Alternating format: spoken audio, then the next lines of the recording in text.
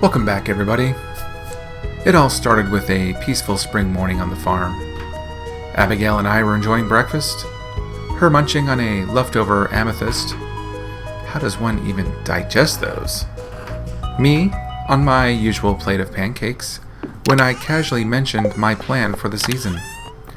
I'm thinking of planting sunflowers, like a lot of sunflowers. She looked at me intrigued. Sunflowers? That's cute. How many were you thinking? All of them. Her fork froze mid-air. What do you mean, all of them? I said, leaning forward with the kind of unhinged confidence that only comes before bad decisions. Every square inch of this farm is going to be sunflowers. Thousands of sunflowers. It's going to be beautiful. Abigail blinked, then shrugged. Okay, as long as I get the greenhouse for my experiments, I'm cool with it. Oh, and if you're going to Pierre's, remind him that I need more batteries for my, lightning rod project. She gave me her signature mischievous grin, and I didn't ask any questions. When I walked into Pierre's later that day, I could already feel his eyes light up. "Oh, my favorite customer," he said, rubbing his hands together. "What can I do for you today?" "I need all the sunflower seeds," I declared, slapping a bag of gold on the counter. Pierre paused, calculating. "All of them?" "Yes, all." He glanced at me, then at the gold, then back at me. "This might actually cover..." He cut himself off, coughing awkwardly. "Never mind. Let me just get those seeds for you." I squinted. "Abigail's college fund?" "What? No," he said a little too quickly. "Why would you even... Never mind. Here are your seeds." By the time I left, my backpack was bursting with sunflower seeds, and Pierre looked like he had just won the lottery. When I got back to the farm, Abigail was lounging by the pond with her flute. "You're back. How did it go?"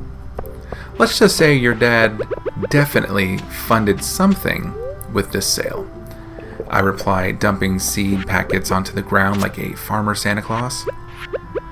Her eyes widened. "Holy Yoba, are you sure about this?" 2 hours into planting, I wasn't so sure. By sundown, I barely finished a third of the field. Abigail joined in, but after an hour, she bailed, claiming her energy was better spent cheering me on from the sidelines. Helpful, nonetheless. It took me 2 full days of non-stop planting to get every seed in the ground. My hands were cramping, my water can... Wait, I didn't use a water can. My sprinklers were crying for mercy. And even my cat refused to look at me. "You did this to yourself," my cat's judgmental meow seemed to say.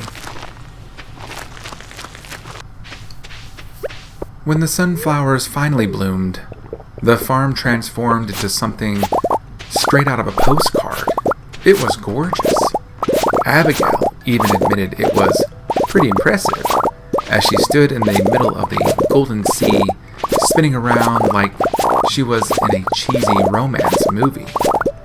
By harvest day, oh Yoba help me, I stood at the edge of the field staring into the endless yellow abyss and asked myself, am I okay? "Do you know how long this is going to take?" I whispered, clutching my scythe like a soldier heading into battle. Abigail laughed. "Well, you wanted this. Besides, think of all the money we'll make." 2 hours later, I was still struggling. Abigail was still laughing.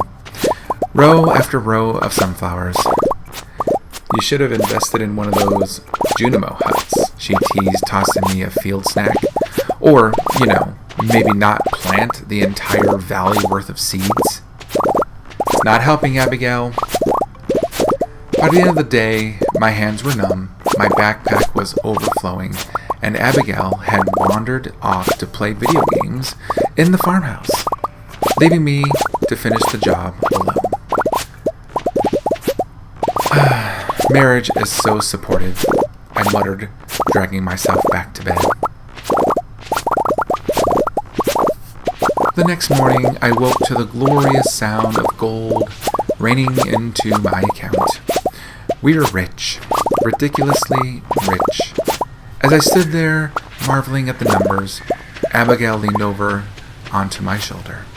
"Looks like Dad's going to be pretty happy with this," she said, smirking. "Speaking of your dad," I said, "are we ever going to address the whole college fund thing? Like, this is really your..." "Shh," she interrupted, popping an amethyst into her mouth. "That's a story for another harvest." And I decided to let that go for now.